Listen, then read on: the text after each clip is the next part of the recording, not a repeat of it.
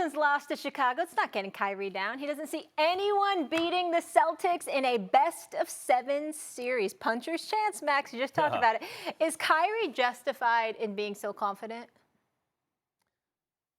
I love Kyrie's confidence, but he better check this conference right now.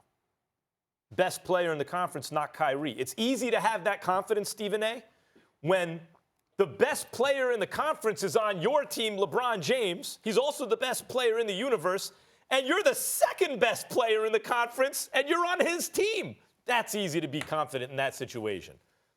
Best player in the conference, not Kyrie. Best player in the conference is the Greek Freak, by a lot, by the way. Greek Freak's way better than everybody. You know who the second best player in the conference is? If he's right, I wouldn't say he's having the best year of his career. I know their record's better without him than with him. But Kawhi Leonard has been as high, in my estimation, as the second best player in the world. And by the way, is a former Finals MVP. Kawhi ever been a Finals MVP? And he did it and he got it because of the defense he played on LeBron James, and his team won. Kyrie's not the best player in the conference anymore. Kyrie also didn't have the best starting five, because the Sixers picked up Butler and Tobias Harris to put with Embiid and Simmons. So it's a new world. A lot of the reason that we like Boston to start the season is Kyrie was their best player, and he has that championship pedigree. And we looked at the starting five. Tatum, all-star caliber and ascending. He'd be a franchise scorer. Jaylen Brown might be an all-star. He's a rising star. Gordon Hayward was an all-star, and he's supposed to be healthy. Everywhere you look, Al Horford's an all-star, and he just outplayed Embiid in last year's playoffs. Look at that starting five, plus the bench, plus the coach, plus Kyrie is the closer, and in crunch time, and is the guy who's confident like that. That's one thing that has not been what we have seen. We've seen something else. It's the Milwaukee Bucks, actually, that wire to wire, basically, so far, have been the best team in basketball, including the Golden State Warriors, and they've done it with the best player. Kyrie better look around and check the East. Well, he can look around and check the East all he wants to, listening to Max Kellerman, but I applaud his confidence. He's absolutely on the money. I feel that way about him as well. See, here's the deal. Boston is a top 10 defense in this league. They're top 3 defending three-point shots. That matters. That matters, because when you look at the effectiveness of Milwaukee, for example, has surprised some people with how much they're shooting the three and how they're willing to capitalize off the greatness of the Greek Freak. We get all of that. We know that we can't ignore Toronto, because with Kawhi Leonard in the lineup, with Siakam and Anunoby and Lowry and Danny Green and these boys, they're going to be very formidable.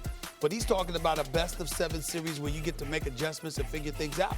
And I think that when you look at the Boston Celtics, what Kyrie Irving is saying is this: we have a talented enough team to come wire to wire in any game against anybody. And then there's me.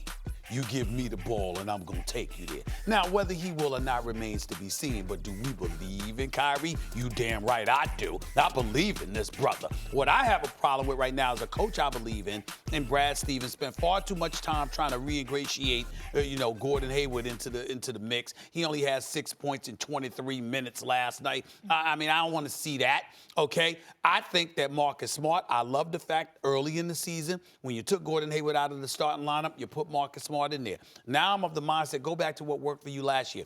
Get Tatum and Jaylen Brown back in that starting lineup with Horford, with Morris, all right, and Kyrie, obviously, and let's see what you got. Let Gordon Hayward come off the bench. Let Marcus Smart come off the bench. Obviously, keep Terry Rozier coming off the bench, etc., and let's see what you got. I believe in Kyrie, and I believe what Kyrie is saying is that nobody's blowing us out. We'll be in the games. But when it comes down to it, we're a good enough team where nobody's going to run away from us, and it's going to come down to the ball in my hands, which is why he made the statement, Max, because I'm here. Yeah, look, because he knows it's coming down to him. I love it. Love it. Look, and I'll give this to Kyrie. I'm not talking about Michael Jordan. Michael Jordan didn't mess up under pressure, it seemed like. He always just won. But there are athletes, and I'll include Kyrie in this category. Kobe Bryant, Tom Brady, Derek Jeter, athletes we've seen in the last decade or two, right? Yeah. Where, damn, Derek Jeter just grounded into a double play to end this playoff game. Oh, the guy made an error.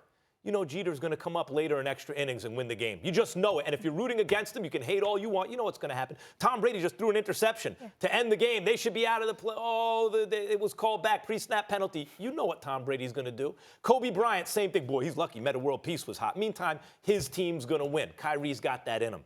Kyrie's got that in him where you think he takes a bad shot or something goes wrong for his team or he didn't lead them correctly, but he just the kind of player that gives you the feeling he's going to wind up with a second chance, and when you give it to him, he's going to end it for you. I get that, but let me tell you something about the Greek Freak in terms of anticipating how they may do in the playoffs. You know who's the one young superstar who doesn't work out with opponents during the offseason?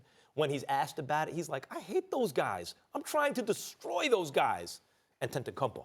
He's not trying to make friends. He's trying to rip their hearts out of their chest. And when you look at that team, everyone's six. You know, the point guard, you got Bledsoe and Brogdon, who can both play. But you look everywhere else. Middleton's 6'8", Mirotic 6'10", Lopez 6'10". Freak is 7 feet tall. The Greek Freak, by the way, the one player in basketball can't just switch on everyone, can legitimately defend 5 positions, and he has that attitude.